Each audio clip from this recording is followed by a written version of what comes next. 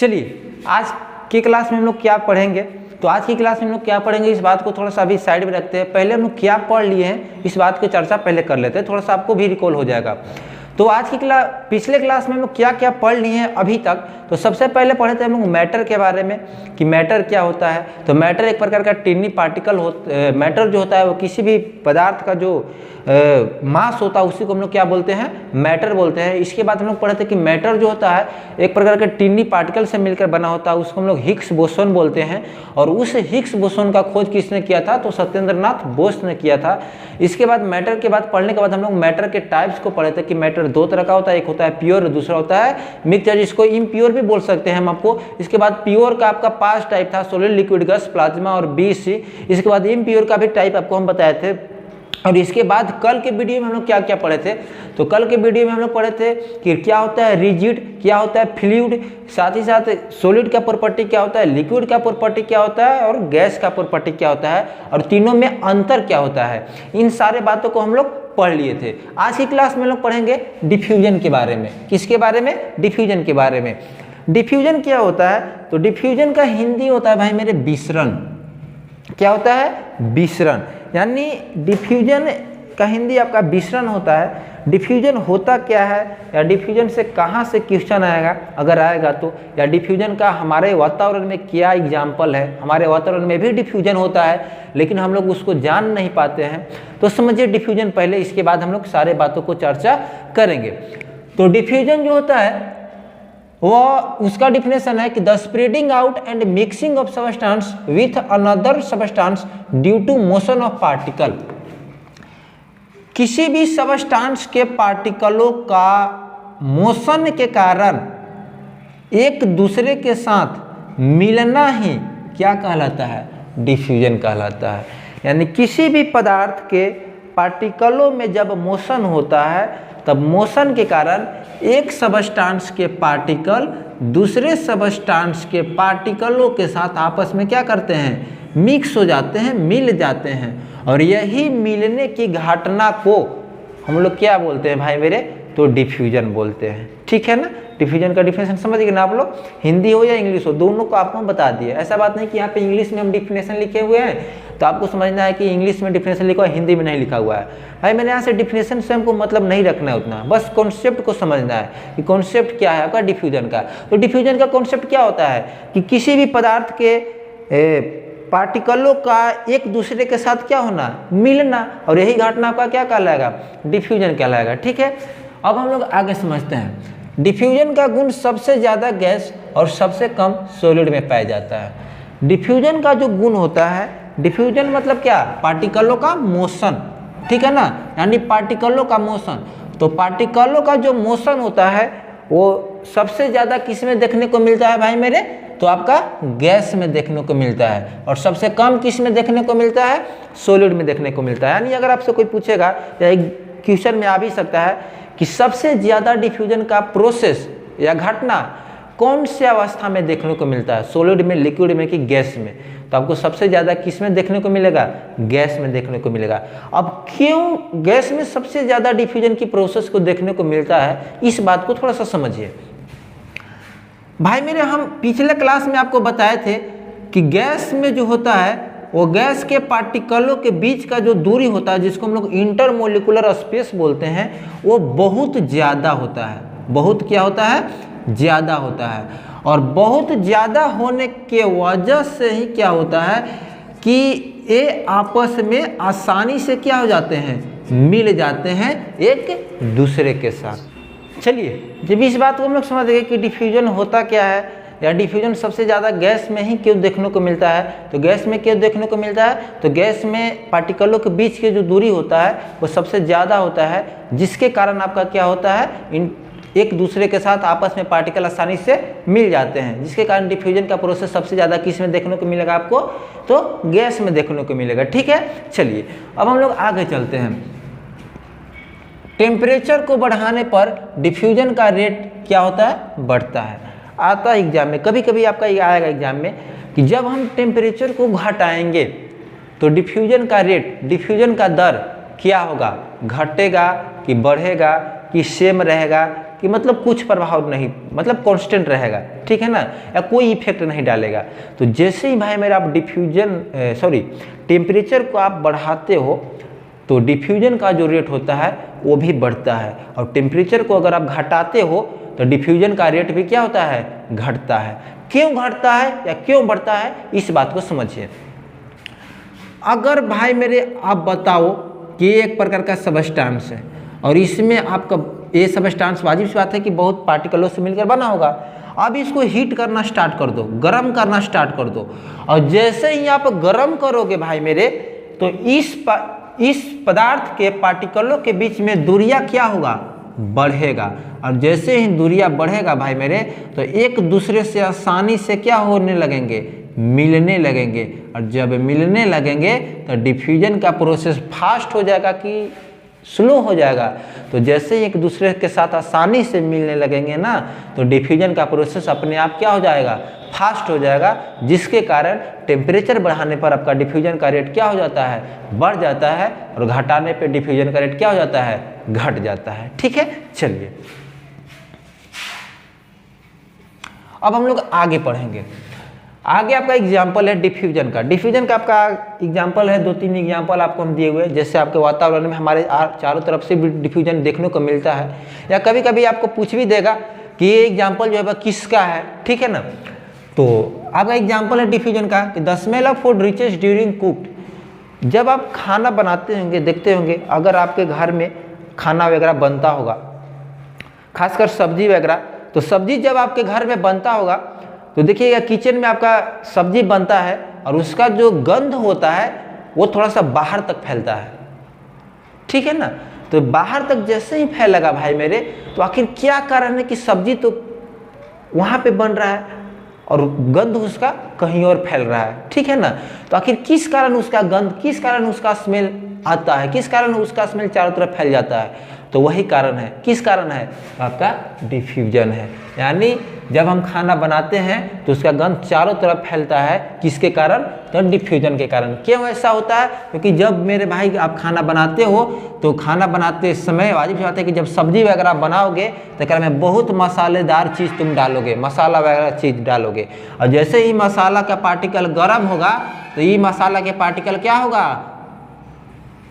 बाहर निकलना चाहेगा, और जैसे ही मसाला के पार्टिकल बाहर निकलना चाहेगा तो आपके नाक में उसका क्या हो जाएगा, स्मेल आएगा, और जैसे ही स्मेल आएगा तो आपको गंध आना स्टार्ट हो जाएगा।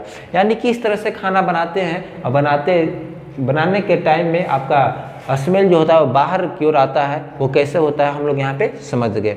यानी जब भोजन को बनाते हैं या भोजन को बनाने के समय जो हमारा स्मेल आता है वो किसके कारण आता है, तो आपका डिफ्यूजन के कारण आता है। ठीक है, चलिए आगे। अगरबत्ती का जलना। अगरबत्ती आप लोग जैसे पूजा वगैरह में आप करते होंगे, मंदिर वगैरह में अगर आप जाते होंगे तो देखते होंगे वहाँ पे अगरबत्ती जलता है। अगरबत्ती वहाँ पे अगर जलता है तो देखिएगा स्मेल आता है। आखिर क्यों स्मेल आता है, तो वही डिफ्यूजन के कारण आपका स्मेल आता है, ठीक है ना। चलिए, परफ्यूम का स्मेल। परफ्यूम का स्मेल, जैसे आप परफ्यूम वगैरह मारते होंगे तो परफ्यूम मारने के बाद देखिएगा कि थोड़ी दूर तक आपका क्या होता है, स्मेल आता है। तो वो भी परफ्यूम का स्मेल आपके चारों तरफ क्यों फैलता है, तो डिफ्यूजन के कारण। और डिफ्यूजन होता क्या है, तो किसी भी सबस्टांस के पार्टिकलों का एक दूसरे के साथ मिलना ही आपका क्या होता है, डिफ्यूजन कहलाता है, ठीक है ना। और सेम पदार्थ के पार्टिकलों के बीच में नहीं, एक पदार्थ के पार्टिकल दूसरे पदार्थ के पार्टिकलों के बीच में मिलने को हम लोग क्या बोलते हैं, डिफ्यूजन बोलते हैं, ठीक है ना। ऐसा बात नहीं है कि यही पार्टिकल है, ये आपका सबस्टांस है, इसके पार्टिकल इसके साथ मिल रहा है, नहीं, दूसरा सबस्टांस के पार्टिकलों के साथ आपका मिलना ही क्या कहलाता है, डिफ्यूजन कहलाता है। यानी डिफ्यूजन की बात हम लोग समझ गए ना। अगर आपको से कोई पूछेगा कि डिफ्यूजन क्या होता है भाई, तो आप बता दोगे ना डिफ्यूजन क्या होता है। तो डिफ्यूजन क्या बताओगे, तो डिफ्यूजन आराम से बता देना कि डिफ्यूजन एक प्रकार का ऐसा घटना है जिसमें एक पार्टिकल, किसी भी पदार्थ के पार्टिकल दूसरे पदार्थ के पार्टिकलों के साथ क्या होते हैं, मिलते हैं, और इसको हम लोग क्या बोलते हैं, डिफ्यूजन बोलते हैं। और डिफ्यूजन सबसे ज़्यादा किस में देखने को मिलता है, तो गैस में, और सबसे कम सॉलिड में। साथ ही साथ डिफ्यूजन के एग्जाम्पल, तो परफ्यूम का स्मेल, खाना बनाते समय आपका स्मेल जो आता है, अगरबत्ती का स्मेल आपका जो होता है, ये सब आपका डिफ्यूजन का हमारा चारों तरफ क्या है, एग्जाम्पल पड़ा हुआ है, ठीक है। चलिए आगे। एक आपका क्वेश्चन है जो कभी पूछा था, ये आपका कभी कहीं पूछा हुआ था, ठीक है ना, पॉलिटेक्निक में किसी साल आपका क्या हुआ था, पूछा हुआ था कि the property of matter which is based on motion. Matter का कौन सा प्रॉपर्टी मोशन पे बेस है, वही लिखे हुए हैं कि पदार्थ का कौन सा गुण कण के गति के गुण होता है, ठीक है ना। नहीं, पदार्थ का कौन सा गुण जो है वो कण के गति के गुण पर निर्भर करता है या कण के गति का गुण होता है, ठीक है ना। आखिर पदार्थ के कौन से गुण को हम लोग बोलेंगे कि कण के गति का यह गुण है, ठीक है। तो कण के गति का गुण हम लोग किस में पढ़े हैं, अभी जस्ट पढ़े हैं, किस में, तो आपका डिफ्यूजन यानी विसरण। यानी अगर एग्जाम्पल मेरे परमेबिलिटी की ओस्मोसिस कि डिफ्यूजन की नन ऑफ दीज, तो आपको क्या मानना है, डिफ्यूजन मानना है। यानी डिफ्यूजन जो होता है वो पदार्थ का कैसा गुण है, तो गति का गुण है। यानी पदार्थ के कण का गति का गुण है आपका क्या, डिफ्यूजन, ठीक है।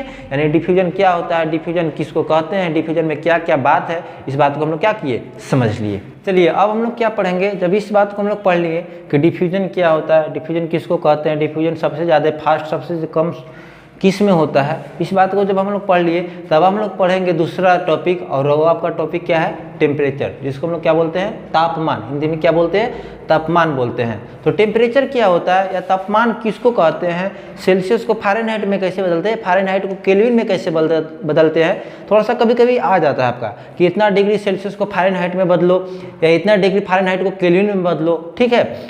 एक बात और, हम आपको पिछले अभी जस्ट डिफ्यूजन बताए हैं। अगर डिफ्यूजन को आपको प्रैक्टिकली रूप से देखना है, प्रैक्टिकली रूप से, तो आपको क्या करना है कि एक प्लास्टिक वाला गिलास लेना है जो ट्रांसपेरेंट हो, जिसमें दिखाई देता है प्लास्टिक वाला गिलास।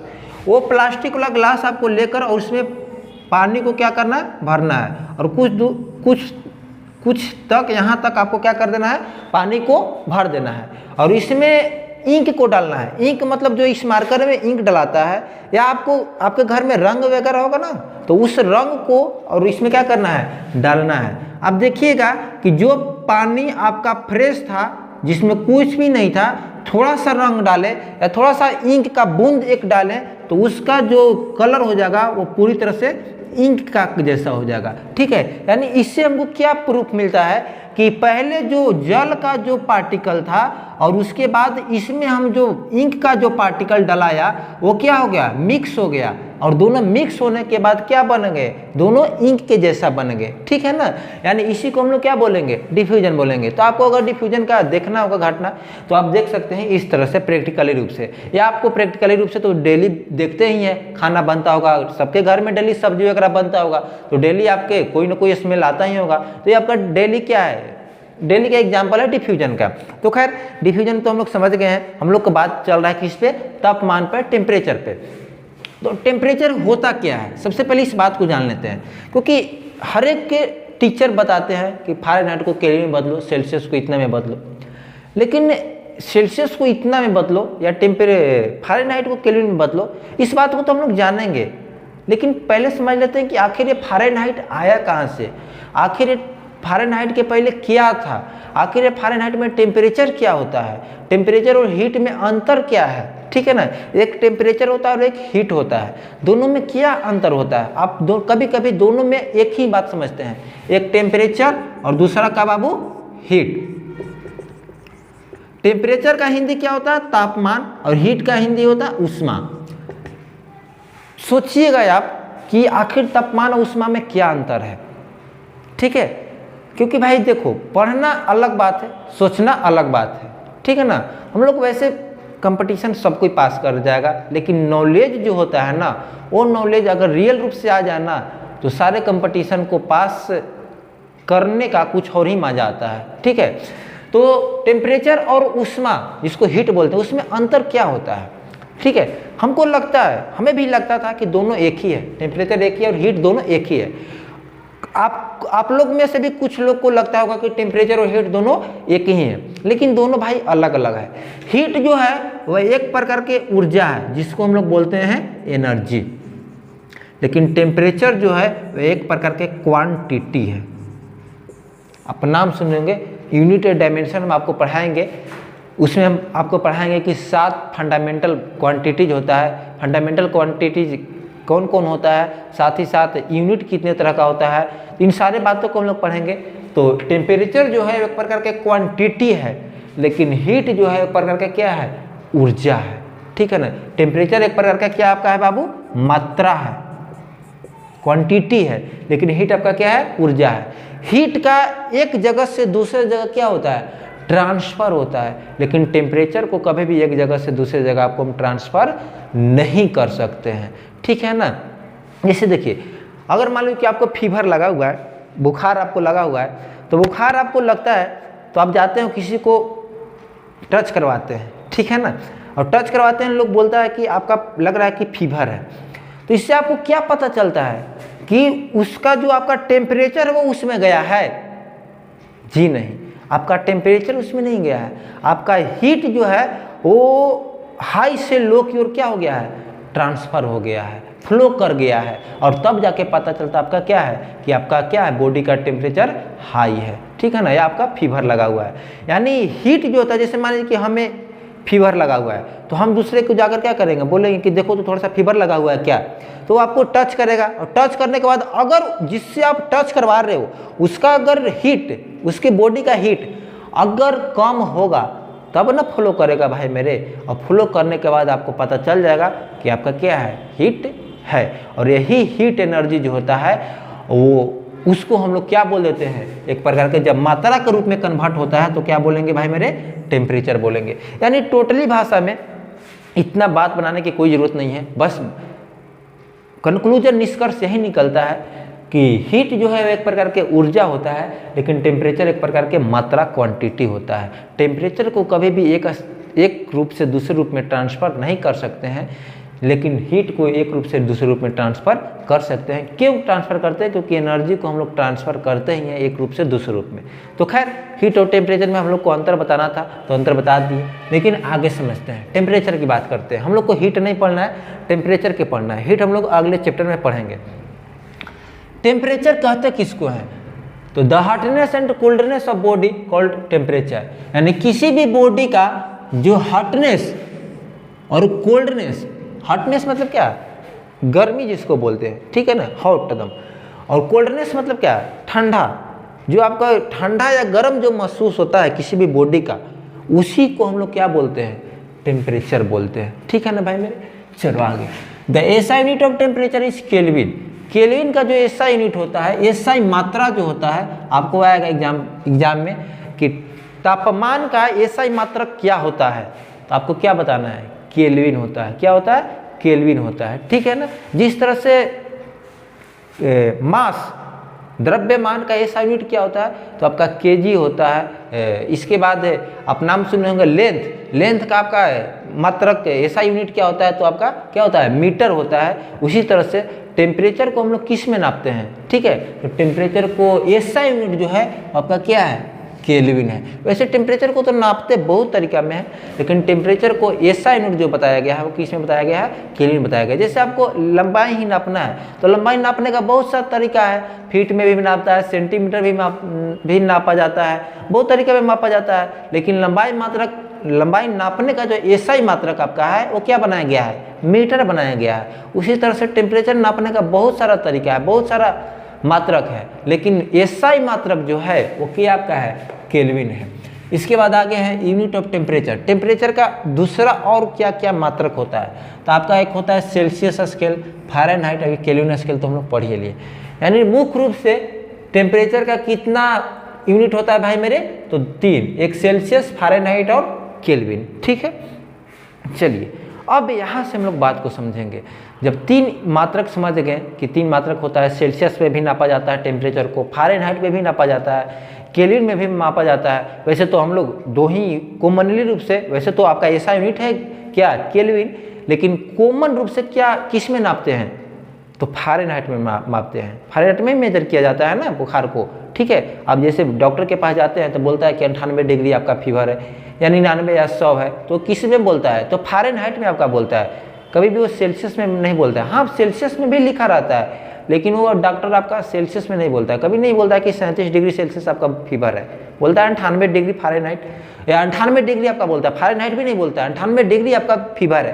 तो आपको क्या समझना आना है, 98 अगर बोल रहा है तो आपको समझ आना कि वो किस में बोल रहा है, फ़ारेनहाइट में ही बोल रहा है। अगर बोल रहा है कि 100 डिग्री आपका बुखार है तो आपको समझ आना कि वो फ़ारेनहाइट में बोल रहा है, ना तो सेल्सियस समझना है ना तो केल्विन समझना है। हाँ, हम लोग पढ़ रहे हैं, अगर वो 100 डिग्री फ़ारेनहाइट बोल रहा है तो हम लोग पढ़ लेंगे कि आखिर 100 डिग्री फ़ारेनहाइट में कितना सेल्सियस मेरा टेम्परेचर हुआ या कितना केल्विन मेरा टेम्परेचर हुआ, ठीक है ना। हम उसको कन्वर्ट कर सकते हैं। जैसे मान लो कि कोई बोल रहा है कि यहाँ पे 500 सेंटीमीटर इसका लंबाई है, ठीक है ना, तो 500 सेंटीमीटर लंबाई है तो कोई एन इसमें कन्वर्ट कर सकता है ना कि आखिर 500 सेंटीमीटर तो कितना मीटर है, तो आप कन्वर्ट कर सकते हो। तो उसी तरह से वो अलग बात है कि वो बोल रहा है, लेकिन हम लोग कन्वर्ट कर सकते हैं। तो वही तरीका हम लोग समझेंगे conversion of unit of temperature, यानी टेम्परेचर के यूनिट को कैसे कन्वर्ट करेंगे। तो भाई मेरे देखो, आपका इधर उधर की बात नहीं करना है। एक होता है रूल 18 जोड़ना है, 32 माइनस करना है, बहुत सारा तरीका होता है, मतलब कन्वर्जन का बहुत सारा रूल होता है, लेकिन उन सारे रूलों को हमसे बचना है, झंझट से थोड़ा सा बचना है, क्योंकि आपको कंपटीशन आप देने जा रहे हो कंपटीशन में, और कंपटीशन में सबसे ज़्यादा मायने रखता है आपका टाइम। और जिस दिन आपको टाइम मैनेज करने आ गया, कंपटीशन को आप फेस कर लोगे, ठीक है ना। तो हमको टाइम में वैसे कॉन्सेप्ट को पकड़ना है जिससे हमारा कम समय में ज़्यादा से ज़्यादा क्वेश्चन को क्या करें, अटेम्प्ट करें, यानी कम समय किसी भी क्वेश्चन पर आपको ऊपर देना है। और कम समय कब लगेगा, जब आप किसी भी क्वेश्चन को सही कॉन्सेप्ट से या सही ट्रिकली रूप से उसको क्या करोगे, समझोगे या बनाने के तरीका को जानोगे, ठीक है। तो वही तरीका है आपका, 18 घटाना है, 32 जोड़ना, इस तरीका को हम लोग क्या करते हैं, थोड़ा सा स्किप करते हैं। आपका एक मास्टर फार्मूला होता है कन्वर्जन ऑफ टेम्परेचर का, यानी टेम्परेचर के यूनिट का एक मास्टर फार्मूला आपका क्या होता है, तो आपका ये होता है C/5 F - 32/9 K - 273/5। ये आपको फार्मूला याद रखना है भाई मेरे, ठीक है। C/5 F - 32/9 K - 273/5। अब मान लो कि इसमें कुछ भी तीनों में से कोई भी रहे, हमको निकाल लेंगे। जैसे मान लो ना कि आपको रहेगा कि 32 डिग्री फ़ारेनहाइट को सेल्सियस में बदले, 32 डिग्री फ़ारेनहाइट को सेल्सियस में बदले, तो सेल्सियस और फ़ारेनहाइट की बात कर रहा है तो सेल्सियस और फ़ारेनहाइट को लेंगे और F - 32/9, यही दोनों की बात कर रहा है ना। अब C/5 बराबर F के जगह पर कितना रखेंगे भाई मेरे, 32, 32 - 32/9। अब इसको हम लोग क्या कर देंगे, आपका कैलकुलेशन कर देंगे। C को आपको कितना मान लेना है, x मान लेना है, और इसको कैलकुलेशन सबको ही जानता है करना, ठीक है। या आप बोलेगा कि 32 डिग्री सेल्सियस को केल्विन में बदले, तो C के जगह पर आपको 32 रख लेना है, K के जगह पर x रख लेना है, ठीक है। चलिए, यानी यही आपका मास्टर फार्मूला है। इसको आपको एग्जाम तक नहीं भूलना है। इस फार्मूला को पूरा चैप्टर पढ़ा देंगे केमिस्ट्री का, लेकिन इसके बावजूद भी बीच बीच में हम पूछेंगे कि बताओ जी कन्वर्जन ऑफ टेम्परेचर का मास्टर जो फार्मूला था तीनों का, वो क्या था, तो आपको बताना है, ठीक है। चलिए, अब थोड़ा सा कुछ और कॉन्सेप्ट को समझ लेते हैं जो कभी कभी एग्जाम में आता है आपका। 0 डिग्री सेल्सियस जो होता है वो 273 केल्विन के बराबर होता है। कोई आपसे बोलेगा कि 0 डिग्री सेल्सियस कितना केल्विन के बराबर होता है, तो 273 केल्विन के बराबर आपका होता है, ठीक है। यानी 0 डिग्री सेल्सियस बोलो या 273 केल्विन बोलो, दोनों आपका क्या है, सेम ही बात है।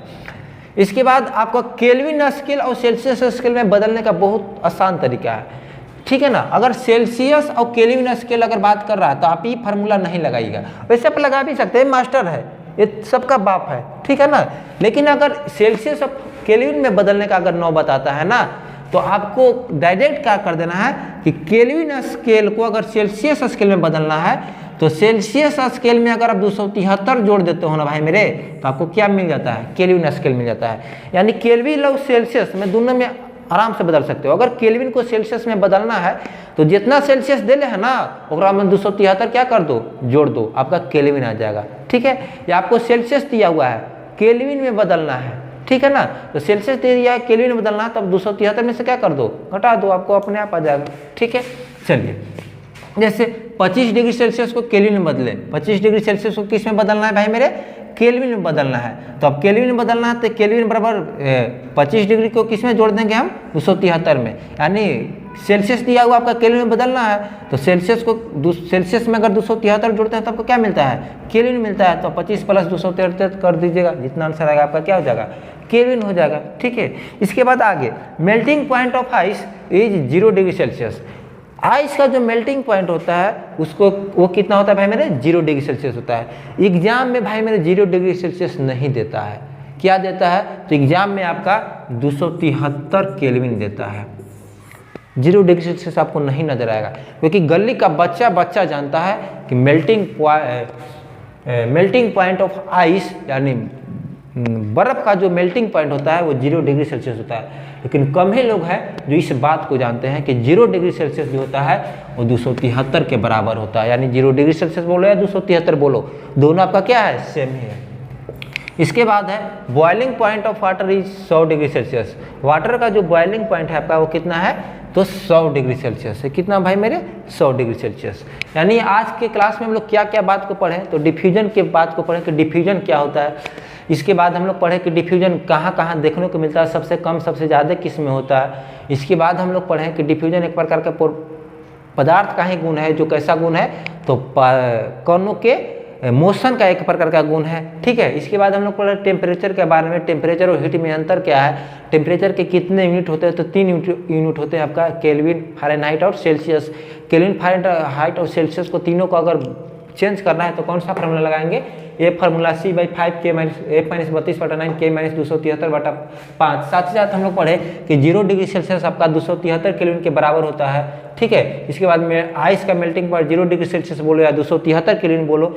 साथ ही साथ बॉइलिंग पॉइंट आपका कितना होता है, 100 डिग्री सेल्सियस होता है। तो आज की क्लास यहीं तक रखते हैं, तब तक मिलते हैं अगले वीडियो में, तब तक के लिए जय हिंद।